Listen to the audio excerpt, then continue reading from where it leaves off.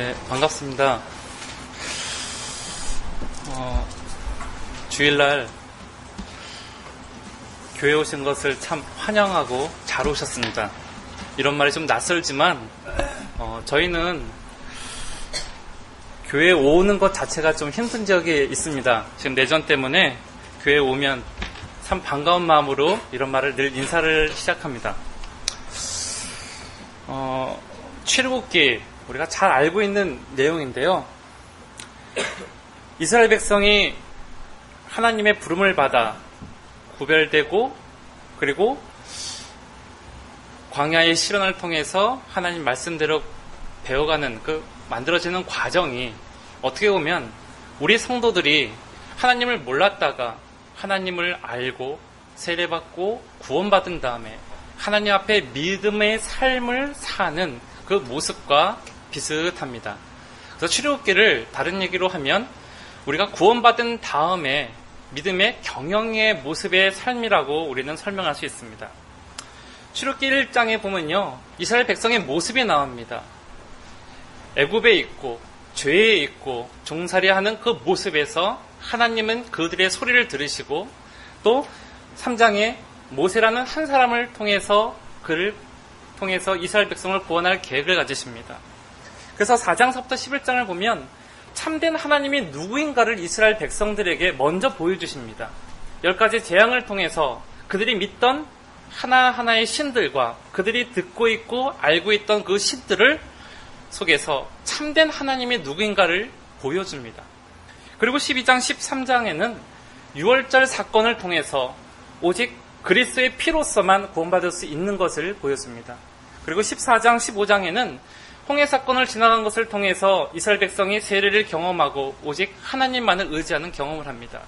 그 후에 15장에서 18장에는 5가지 광야를 통해서 우리가 하나님 백성으로서 살 때 오직 조건과 관계와 상황과 문제 속에서 참된 하나님만을 바라보고 고백할 수 있는가를 시험합니다. 그 시험을 다 통과된 다음에 19장서부터 신의 산에서 하나님이 주시는 2가지의 것이 있습니다. 그것이 바로 율법과 성막입니다. 율법과 성막은요, 다시 말해서 성막은 예배고요, 율법은 하나님의 말씀입니다. 그래서 구원받은 하나님의 백성들이 어떻게 하나님의 기준에 의해서 살 것인가를 보여준 것이 바로 출애굽기의 내용입니다. 많은 사람들, 많은 교회가 예수 믿어 천국이라는 그 말씀을 전파했습니다.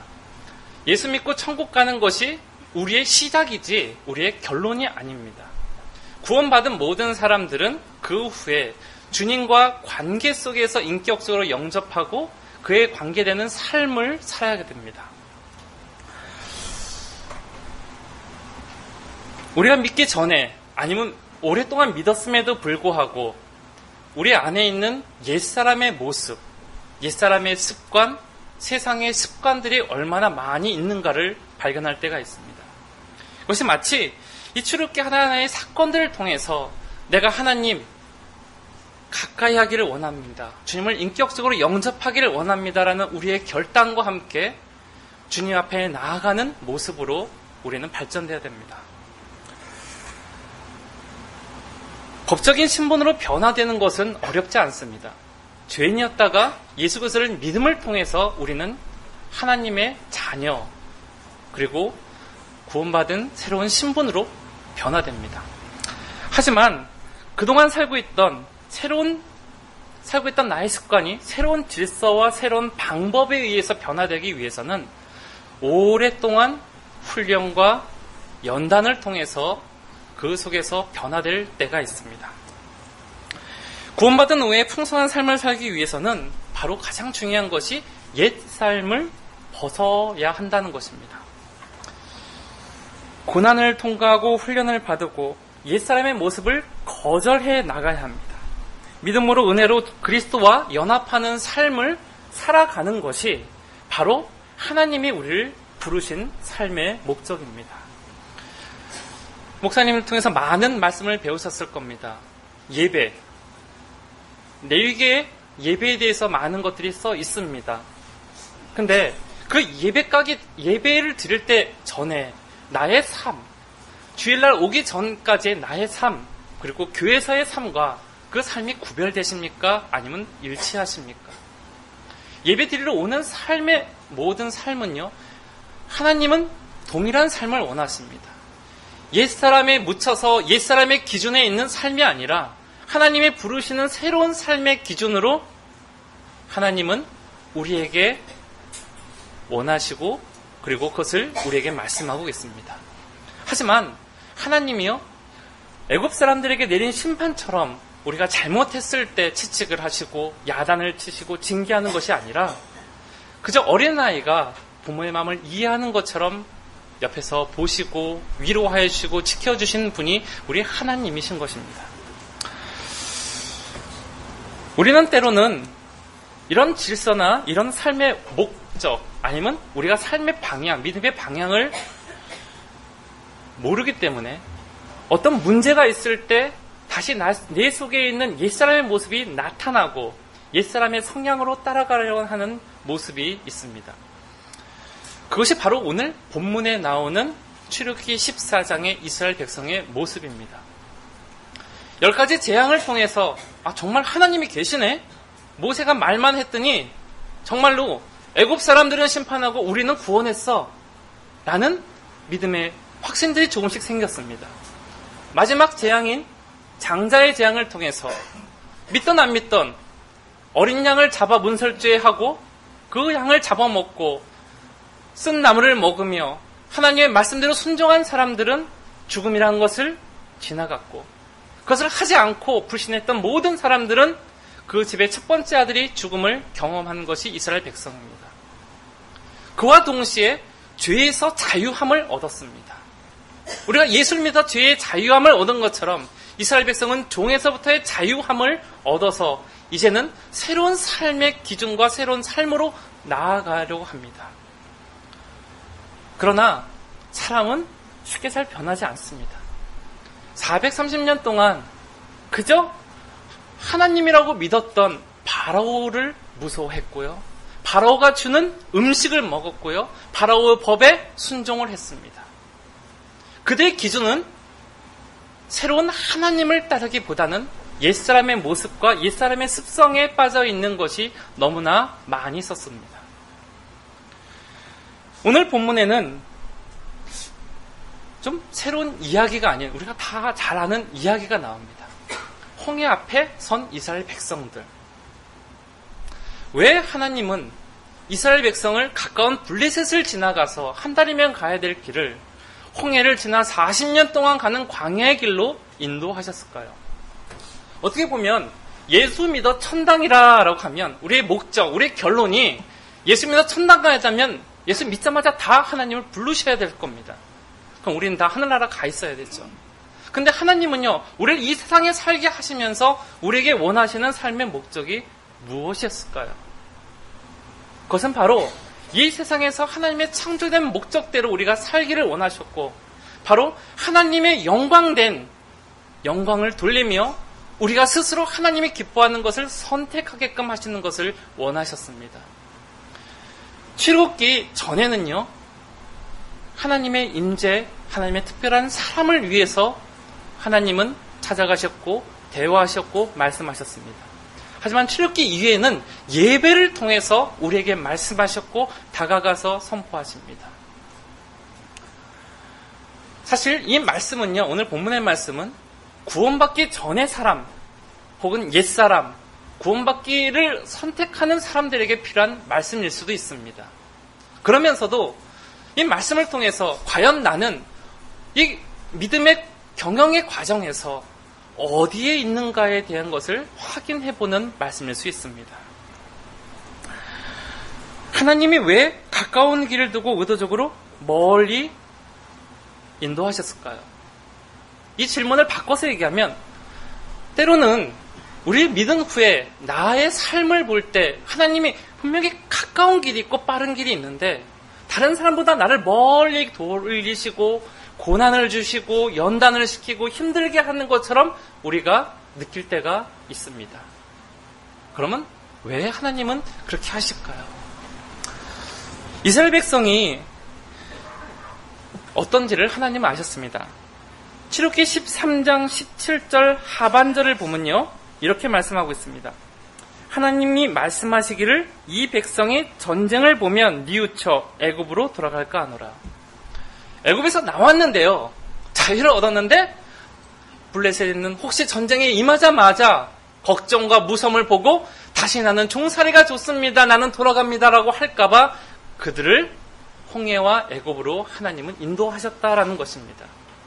하나님은 우리를 잘 알고 있습니다. 우리의 무엇이 연약한가, 무엇이 악한가, 어떤 것이 장점이고 어떤 것이 부족한가를 너무나 잘 알고 있습니다.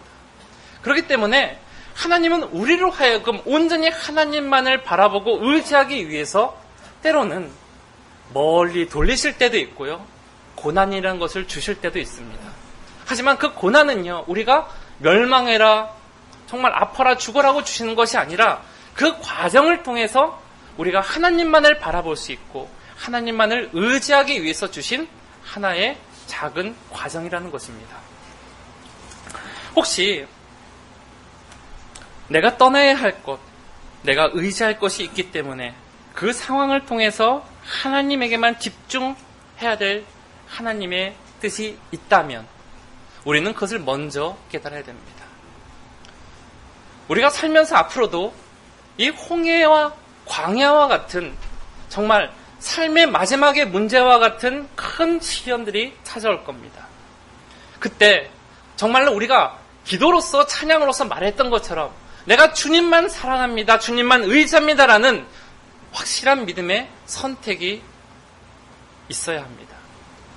초대교회 역사를 보면 콜로세움에 많은 기독교 신자들을 풀어놓습니다. 그리고 열흘 동안 굶주려 넣는 사자떼를 집어넣습니다. 그러면 그 사자떼들이요, 나오자마자 그냥 고기를 생각한 줄 알고 사람을 물고 뜯고 죽습니다. 근데 그 과정에서 많은 크리스찬들이 두려워하는 사람이 아니라 천사의 얼굴과 같이 하늘을 바라보며 자기의 죽음을 기뻐하고 내가 오늘 하나님께 간다라는 마음으로 준비했다는 것이 역사에 나와 있습니다. 또 어떤 문헌에 보면 어떤 간수가 한 가족의 어린아이를 보면서 너무 불쌍해서 한 번만 모른다라고 얘기를 해라. 너야 믿음 있다고 하지만 어린 자식이 무슨 죄가 있어서 죽게 하느냐라고 했을 때 그 아버지가 자녀에게 이렇게 말했습니다. 오늘 우리는 하나님 품으로 간다. 우리에게 믿음이 있습니다. 근데 그 믿음이요, 정말로 하나님만을 바라보는, 성경에서 말하는 그런 믿음입니까? 아니면 어떤 환경과 조건에 의해서 변화되는 믿음입니까?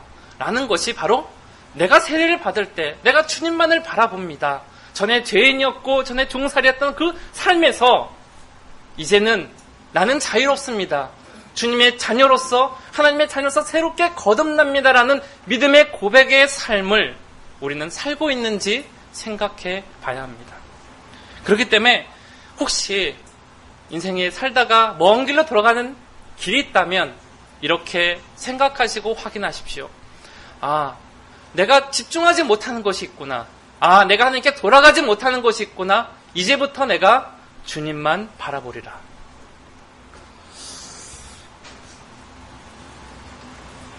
오늘 보면 13절에 보면요, 너희는 두려워 말고 가만히 서서라는 그 말씀이 나옵니다. 가만히 서라. 어떻게 보면 가만히 서라라는 것은 히브리 말로 야차브라는 건데요, 자리를 잡다, 위치를 잡다, 선택하다, 이런 의미가 있습니다. 다시 말해서 문제가 있을 때 어느 쪽에 서야 될지를 내가 선별한다는 거예요. 그러면 뒤에는 애국군이 찾아옵니다. 앞에는 죽을 것 같은 홍해가 있습니다. 그 문제 상황에 나는 어디에 서 있어야 됩니까? 적으로 서야 있어야 됩니까? 아니면 아군의 편에 있어야 됩니까? 내가 원망하면요, 적이 되죠. 모세에게 원망을 하고 하면 이스라엘 군대가 아닌 애굽의 군대처럼 이스라엘에게 피해를 줍니다.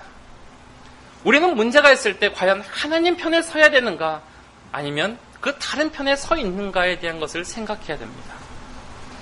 내 위치를 선정하지 못하면요, 문제를 해결할 수가 없습니다. 우리는 어느 때든지 하나님을 대적하는 그 편에 서 있는 것이 아니라 하나님 편에 있어야 합니다. 하나님을 불평하거나 원수가 되거나 대적하거나 방해한다면 결국 나의 문제를 가지고 싸우는 것이 아니라 바로 하나님과 싸우게 되는 것입니다. 그러면 그 문제는 피해갈 수가 없습니다. 내가 이해될 수 없는 상황이지만 우리는 지금까지 그랬던 것처럼 나를 인도하신 그 하나님 편에서 신의를 지키며 하나님만을 바라보고 의지해야 됩니다. 아브라함이 99세까지 자녀가 없었습니다. 하지만 하나님을 의지했죠. 요셉은요, 형을 통해서 배반을 당했고 버림을 당했고 종으로 팔려갔습니다. 아무런 죄가 없는 상태에서 종으로 팔려간 뿐 아니라 죄를 짓지도 않고 감옥에 갔었습니다. 얼마나 답답하고 얼마나 불합리한 상황입니까? 그럼에도 불구하고 요셉은 하나님 편에 선 사람이라고 설명하고 있고 하나님이 그와 동행했다라고 성경에선 말하고 있습니다.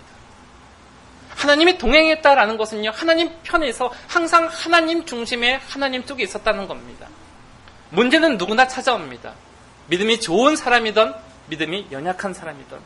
하지만 그 문제 있을 때 내가 어느 쪽의 선택에 서 있느냐에 따라서 혹 하나님의 편에 있냐, 아니면 나의 말을 통해서 나의 그 자리를 통해서 믿음이 어린 사람들이나 연약한 사람들이 넘어질 수 있다는 것을 우리는 기억해야 됩니다.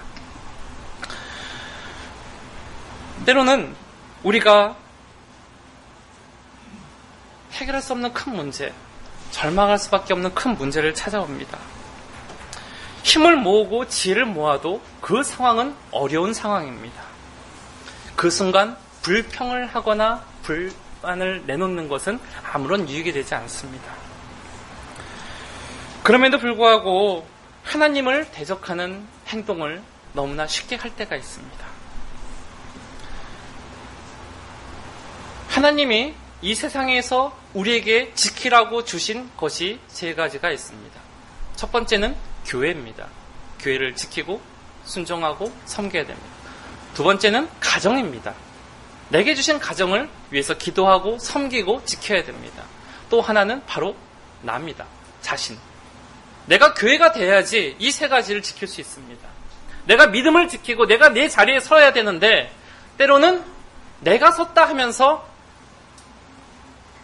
나의 사랑하는 가족들, 자녀들, 남편, 부부들, 아내에게, 혹시 부모님들에게 그 대적의 자리, 넘어지는 자리에 말로써 관계를 할 때가 있습니다.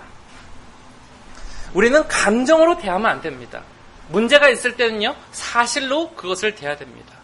감정으로 대하면 필요 없는 이야기들과 쓸데없는 상한 감정들이 나오게 됩니다. 하지만 사실은요, 아프다, 힘들다는 것이죠. 내가 힘들다고 얘기하면 그 가족은요, 나의 편이 되고 나를 동행합니다. 근데 그 가족을 적으로 만든다면 나의 편은 아무도 없습니다. 교회도 마찬가지입니다. 우리는 믿음의 공동체입니다. 어떤 리더가 세워졌던 그 사람을 한 사람을 중심으로 해서 함께 기도하고 함께 말씀하며 함께 주님께 집중하면 그 교회는 성장하고 아름답게 변화됩니다. 하지만 어느 한 사람에 의해서 반대되고 문제가 생긴다면 그 교회는 아무리 열심히 노력을 해도 끊임없는 분쟁이 나오게 되고 어떤 경우에는 갈라지는 아픈 상태가 될 때가 있습니다. 그렇기 때문에 나의 위치가 어디 있는지 우리는 생각해야 됩니다.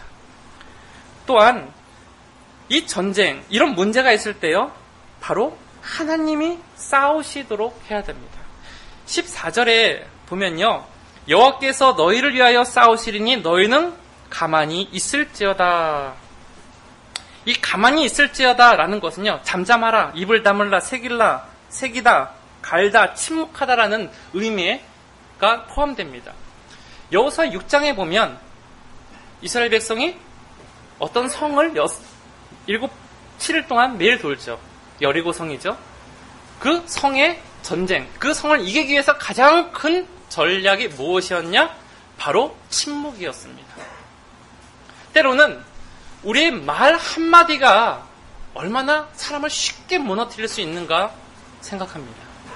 내가 이 사람을 도와줘야 되는 마음이 있고 내가 사랑하는 건 아는데 나도 모르게 생각하지 않는 말들이 터져나올 때가 있습니다. 그럴 때는 침묵해야 됩니다.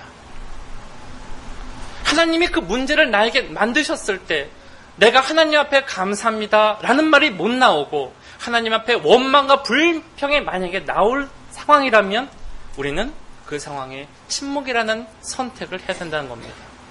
침묵은요, 때로는 중요한 무기이면서 아주 중요한 선택입니다. 언어라는 것은 우리의 감정을 이야기도 하지만 그 불평, 원망이라는 하나의 작은 씨앗들이요, 바로 기본적인 관계라는 것을 무너뜨립니다. 만약에 제가 모르는 여러분에게 아유 왜 이렇게 안 좋아요? 하고 모르면서 뒤에서 이렇게 얘기를 했다는 것을 지나가다 여러분 들었다고 한번 생각해 보십시오. 저를 모르고요, 앞뒤 상황을 모르지만 그 말 때문에 저 사람 뭐야? 라고 하면서 선입견이 생기고요, 그 말을 이해하거나 그 관계가 깨지는 것을 우리는 쉽게 볼 수가 있습니다. 그렇기 때문에 우리는요, 때로는 침묵이라는 걸 선택해야 됩니다. 40년 이스라엘 백성의 역사들을 잘 보십시오. 하나님이 함께 하십니다. 광야에서 5가지 시험을 하셨습니다. 마라, 쓴물을 통해서 환경의 어려움을 줬죠. 수루, 양식을 통해서 모든 양식이 끝났을 때 그들은 불평을 했습니다. 느빔, 물이 없었고요. 아말렉 삶의 원수, 신의 광야에서 리더십에 문제가 생겼을 때 이스라엘 백성들이 가장 첫 번째 했던 바로 표현이 원망이었습니다. 내가 애굽에 살았으면 좋았을 걸, 내가 애굽에서 죽었으면 좋았을 걸, 애굽엔 무엇이 있을 걸 하는 원망이라는 표현이었습니다. 그렇기 때문에 우리 믿음의 사람들은요, 때로는 열심히 기도해야죠. 하지만 하나님 앞에 아무도 없을 때 진실된 감정을 다 털어내는 것은 좋습니다. 하지만 사람들 앞에서 그것이 어떤 사람을 실족시킬 만한 말이라면 때로는 우리는 그 상황에서 침묵을 지켜야 한다는 것입니다.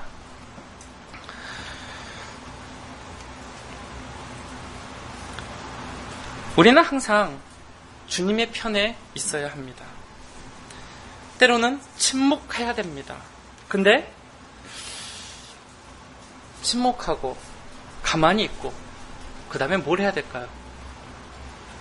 그 다음에 우리가 해야 될 것이 2가지가 있는데요. 성경에서는 이렇게 써 있습니다. 13절 중반에 보면 너희를 위하여 행하시는 구원을 보라라고 했습니다. 하나는 보는 것입니다. 무엇을 보냐? 하나님의 행하심을 우리가 보는 것입니다. 본다라는 것은 그냥 단순히 그냥 눈으로 보고 가만히 기다리는 것이 아니라 믿음으로 믿으며 기도하며 본다는 것입니다. 지나고 보면 하나님이 하시는 것을 볼 때가 있습니다. 힘든 시간도요, 너무 아프고 고통되지만 지나갑니다. 지나고 보면 하나님이 나에게 참 좋은 것을 주셨다라는 것을 고백할 때가 있고요. 너무나 정말 죽을 것 같은 상황에서도 하나님이 보호하심을 우리가 깨달을 때가 있습니다. 문제 찾아옵니다. 수용할 수 있어도 바다를 건널 수 있는 그런 체력을 가지진 우리는 못합니다. 아무리 잘 싸워도 군대를 대적해서 싸울 수 있는 능력이 없습니다. 하지만 이 홍해의 사건은요, 살아있는 신이라고 말하는 파라오의 죽음과 더 이상 그들을 무서워하고 두려워하고 있는 그 죽음, 그리고 그것을 인도하시는 하나님의 참된 하나님을 선택하는 계기가 됩니다. 이스라엘 백성들 눈앞에 바로가 수장돼서 죽습니다. 이스라엘의 모든 사람들은 그 광경을 봅니다. 더 이상 애굽의 군대에 쫓겨서 다시는 잡혀가 종노릇 할 거라는 두려움이 없어집니다.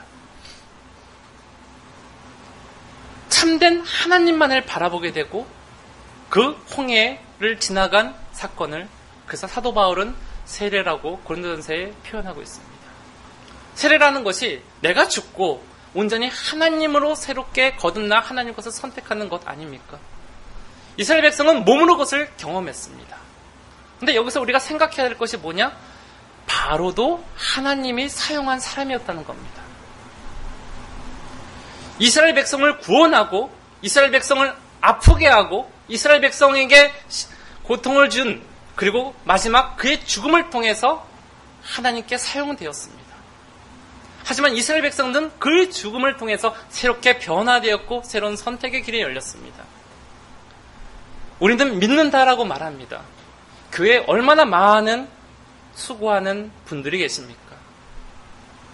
내가 하나님의 일에 선택되어 사용된다고 우리는 생각합니다.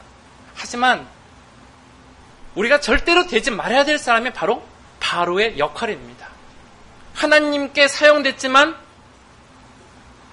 그의 선택은 너무나 비참하고 잘못된 사용이었죠.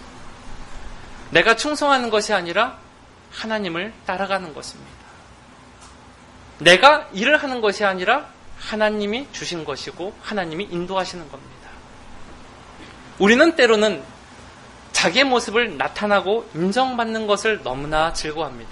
하지만 우리는 세례를 하는 것을 통해서 성령의 세례, 물세례를 통해서 하나님 앞에 죽은 사람입니다.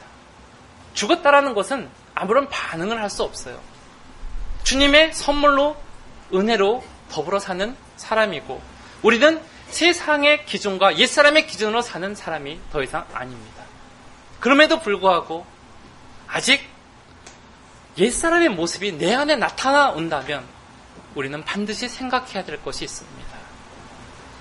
그것은 바로 주님 안에서 변화된 삶의 목적을 찾아 그 길을 걸어가야 한다는 선택입니다. 우리가 집중해야 될 것 여러 가지 많은 것들이 있습니다. 우크라이나의 지금 내전인데요. 전쟁에 있는 지역에서 제가 제일 가까운 지역에 살고 있습니다. 약 1년 그리고 한 2개월 정도 내전이 시작됐었는데 시작된 거는 잠깐 아주 별거 아닌 일로 시작돼서 지금 동부의 많은 지역들이 전쟁 지역으로 번져가고 있습니다. 지금까지 추정된 거는 약 한 15,000명의 사상자와 그리고 100만이 넘는 이재민이 났습니다. 전쟁을 피해서 50만 인구가 벌써 망명을 신청을 했고요. 저희 지역이 약 120km 지역인데 제가 사역한 게 다른 지역에도 가기 때문에 제가 사역하는 지역 중에 제일 가까운 데가 그 분쟁 지역에서 15km 되는 지역입니다. 재밌는 일은 집에 앞에 한창 전쟁일 때는요. 앞에 아파트가 있는데 여기는 러시아군, 여기는 우크라이나군. 대포를 이렇게 씁니다. 잘못 맞으면 이 가운데가 관통하는데 그 안에서 그냥 있는 거예요, 사람들이. 그런 곳에서 주일날 예배를 드립니다. 그리고 그런 곳에 젊은이들이 지나가다가 군 미필자 아니면 병역증을 지참하고 있지 않은 사람들은 무조건 군대에 강제 징집됩니다. 그리고 최전선으로 배치됩니다. 그렇기 때문에 젊은 사람들은 다 사실 도망갔기도 하고 전쟁 지역 때문에 나와서 가족의 생계를 위해서 다 나와 있습니다. 그 안에 있는 사람들이 어린아이와 연세 드신 분들만 남아 있습니다. 작년 11월 기준으로 전기, 가스, 물 공급이 다 차단됐습니다. 지금까지. 한겨울에 난방이 되지 않습니다. 우크라이나는요, 여름에 올라간 만큼 겨울에 내려갑니다. 제가 있었을 때 가장 더웠을 때가 42도였고요. 제일 추웠을 때가 40도였습니다. 그냥 40도 그냥 많이 춥습니다. 그냥 별로 뭐 생각하거나 경험하실 필요 없습니다. 근데 공급이 안 돼요. 식료품도 공급이 안 되고 난방도 공급 안 되고 먹을 수 없고 환자들이 약이 없어서 아스피린이나 소염제가 없어 죽어갑니다. 그런 얘기를 듣고 개신교의 목사들이 현지 목사들과 선교사들이 움직이기 시작했습니다. 우크라이나 인구의 0.4%가 개신교 신자입니다. 그리고 저희 지역 반경 한 500km에는요 장로교 목사는 저 혼자입니다. 개신교 목사들이 그 포탄에 날아다니는 그것을 생명을 걸고 하루에 한 번씩 나갑니다. 나가서 밖에서 돈 번 월급의 절반을 사람들이 물건을 사서 보냅니다. 그럼 그 물건을 먹을 거 약을 사갖고 와서 하루에 소위 우리말하는 밀가루풀, 수제비 같은 것을 만들어서 하루에 한 끼 먹습니다. 한 끼를 교회 와서 예배드리는 사람만 오세요 라고 하지 않고요. 그냥 아무나 다 나눠서 먹습니다. 올 겨울 그렇게 많은 사람들이 겨울 났습니다. 또 많은 한국과 또 우크라이나 현재 사람들을 위해서 의복과 식량을 공급해서 올 겨울이 났습니다. 앞으로 한 2, 3년 더 내전이 치열할 것 같습니다. 문제는 올 가을서부터입니다. 올 가을에 지금 물가가 작년하고 올해 약 6배가 올랐습니다. 빵이 120원 하던 게요, 식빵 이만한 거. 지금 1,800원 합니다. 그것도 비싸서 빵 한 조각에 물 아니면 차에 티 찍어서 하루에 한 조각을 먹습니다. 근데 그것도 공급이 안 됩니다. 그런 곳에서 있는 저희 관계되는 사역하는 분들과 현재 목사님들이 여러 분 계십니다. 그래서 가서 복음도 전하고요, 구제도 하고요, 또 상황에 있어서 우리가 들고 들어가기도 합니다. 그뿐 아니라 많은 사람들이 피난을 가기 때문에 교회 성도들도 상당히 많이 줄었습니다.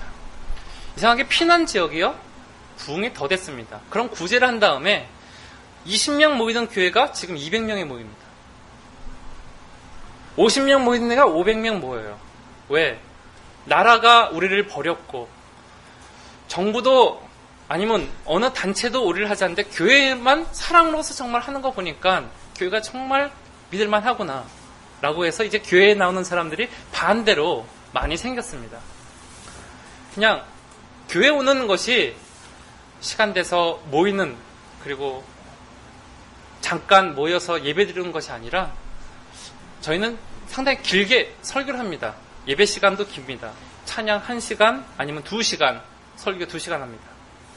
근데도요, 성도 한 사람 요동이 없이 어린아이서부터 그 예배를 드리기 위해서 사모해서 오는 분들이 상당히 많이 있습니다. 왜냐하면 구소련 당시에 예배를 드릴 수가 없었습니다. 지금도 제가 하는 사역이 현재 목회자들을 교육하는 사역을 합니다.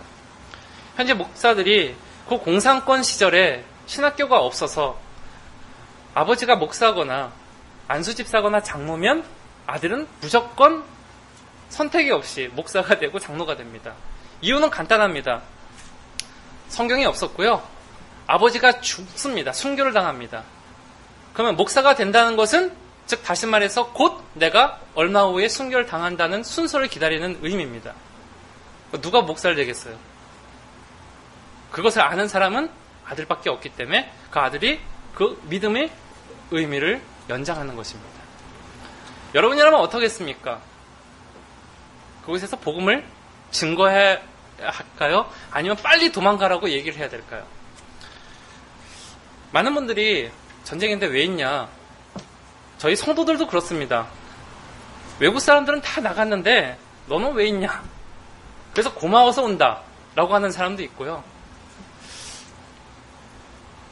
우리 믿음이라는 것이 때로는 귀한 선택입니다. 너무나 쉽고 너무나 많아서 내가 지켜야 될 것, 내가 지키지 못할 것을 구별 못할 때도 있습니다. 하지만 살고 죽는 것은요, 하나님의 뜻입니다. 그리고 순교자는 정말로 믿음 좋은 사람이 하기 때문에 저는 그렇게 믿음 안 좋아서 순교의 생각은 없고 아마 관계된 사항이 없을 겁니다. 단지 우리가 어떤 선택이나 환경 때문에 하나님이 나에게 주신 그 믿음의 길을 변화되고 버린다면 과연 그것이 하나님이 기뻐하시는 일일까 생각을 해봅니다. 우리 삶에 문제가 있을 때마다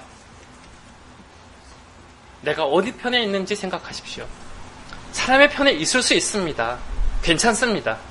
넘어질 수 있고요. 실패할 수 있고요. 잘못된 길을 걸어갈 수 있습니다. 하지만 믿음이라는 것은 빨리 그것을 돌아오는 능력입니다. 죄 안 짓고 사는 사람이 누가 있습니까? 율법으로 자유로운 사람은 아무도 없습니다. 하지만 하나님의 은혜에 의해서 내가 돌아옵니다. 하나님 사랑합니다 라고 돌아오는 능력이 우리 가운데 있는 것이 바로 믿음의 사람입니다. 성경 인물 중에 몇 명 없습니다. 믿음대로 살고 정말로 죄 안 짓고 회개하는 그런 사람 없습니다. 근데 그 사람들 가운데 하나님의 믿음의 사람이라고 하는 사람들이 많은 이유가 무엇이냐? 바로 그들이 하나님이 기뻐한 것을 선택했고 항상 그들은 하나님 편에 있으려고 노력을 했기 때문입니다. 사랑하는 영화교회 성도 여러분, 우리 믿음의 길은요, 그냥 기도하고 말씀 읽고 일주일에 한 번 예배 드리는 것이 아니라 주님이 나를 부르신 목적대로 내 위치에서 열심히 주님을 닮아가고 주님이 기뻐하시는 것을 선택하는, 그래서 주님께 영광 돌리는 삶을 사는 것이 주님이 우리를 부르신 목적입니다. 그리고 그것을 위해서 일주일 동안 열심히 우리에게 맡겨진 그곳에서 하나님 앞에 삶의 예배를 드리고 이렇게 주일 모여서 하나님 앞에 함께 한 마음으로 예배를 드리는 것입니다. 힘드실 때 지금부터 하나님 편에 있는가를 확인하십시오. 그리고 지금부터 우리 입을 지키십시오. 그리고 또 하나, 나의 삶이 주님의 편에 있는지 주님의 것을 선택하는지를 늘 확인하시는 여러분 되기를 주님의 이름으로 축원합니다. 기도하겠습니다. 하나님 감사합니다. 우리의 삶 가운데 정말로 문제들이 많이 있습니다. 있을 때마다 넘어집니다. 쓰러집니다. 그러면서도 믿음이 있다라고 말로만 고백할 때가 많이 있습니다. 사람들 앞에서만 행할 때가 있습니다. 하지만 진실하신 하나님 앞에 우리의 믿음의 삶을 온전히 살게 하여 주시고 이제는 하나님 앞에 그 인격적인 만남을 통해서 그 구원을 경영하며 우리가 하나님 앞에 나아갈 수 있는 그 실력을, 그 수준을 높이게 하여 주시옵소서. 이제는 하나님 편에 서게 하여 주시고 어느 때든지 우리의 입술을 지키며 하나님 쪽에 의롭게 하나님의 영광을 위해서 돌리는 저희에게 인도하여 주시옵소서. 감사하며 예수를 쓰려면 기도합니다.